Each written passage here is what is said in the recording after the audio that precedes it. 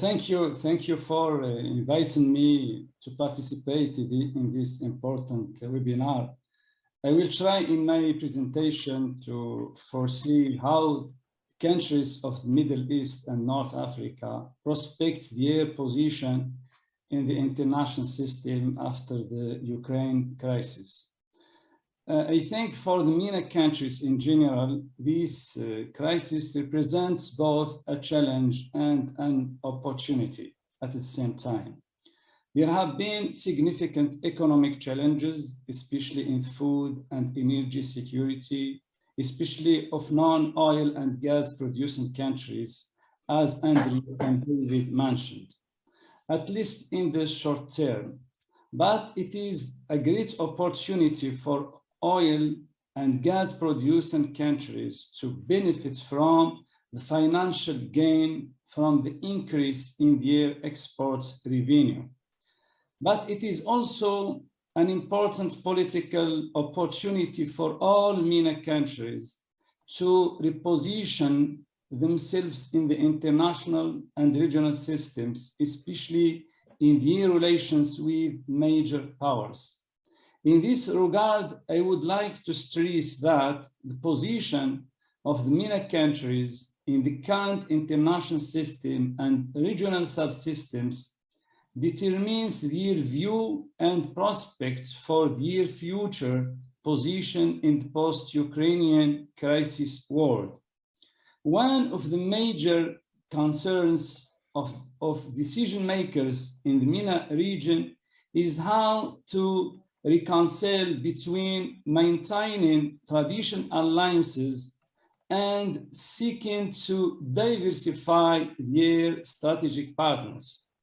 After the Arab Spring uprising, many MENA countries began to diversify their strategic partners, especially when they found themselves without American support, and this concern was further reinforced by some unusual positions of the American administrations towards some crises in the Arab region, especially in Yemen, Libya, and Syria, as well as the Western Sahara issue.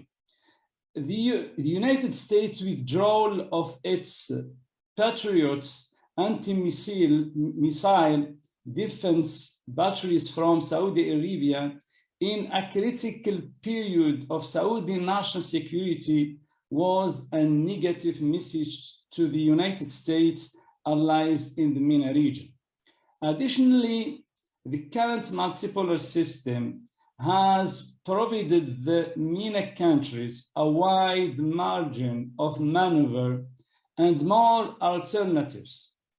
This explains to some extent why the MENA countries joined the Belt and Road Initiative and signed various agreements with China. Also, in recent years, for the first time, the heads of Russia and some Arab countries paid official visits to each other, including Saudi Arabia in 2017, United Arab Emirates, Morocco, Egypt, and so on, and they signed strategic agreements and treaties in different areas. There is an important question that can be posed because of the positions of many of the MENA countries on the Ukraine crisis, which don't fully agree with their Western allies. The question is there a trend for a new non-alignment?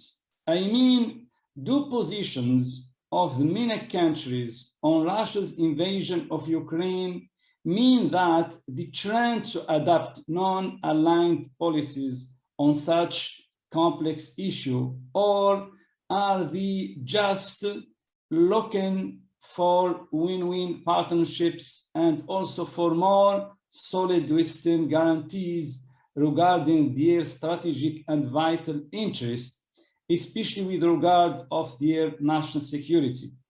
I think the appropriate answer to this question is that in a multipolar system, the MENA countries in general are trying to be realistic and pragmatic in their positions, and sometimes they adopt a calculated neutrality, especially for their immediate interest.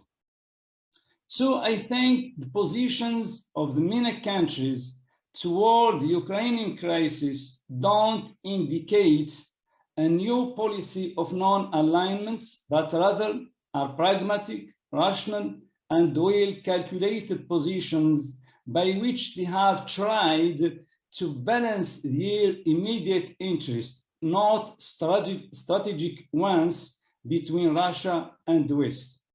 I think the Ukraine crisis is an important opportunity to reconsider the foundations of the old relations between MENA and Western countries and rethink and renegotiate new foundations for strategic partnership between them. There is another important question whose answer requires drawing a specific picture of the future of the region. This question is the United States still a key stabilizer in the MENA region? Despite misunderstandings that have increased in recent years between the US and its allies in the MENA region, the United States remains a major player and has decisive role and influence in the current dynamics in the region. On the other hand, the Ukraine crisis proved beyond any doubt that Europe is currently unable to guarantee its security and still need the US security umbrella, which means that European Union can't provide strong and sufficient guarantees for the security and stability of the MENA region. In addition, if the objectives of the American strategy are largely achieved in Ukraine, the US role in the world will be strengthened, and its protection not only for the security of its allies in the MENA region, but also those of European Union countries will be further reinforced.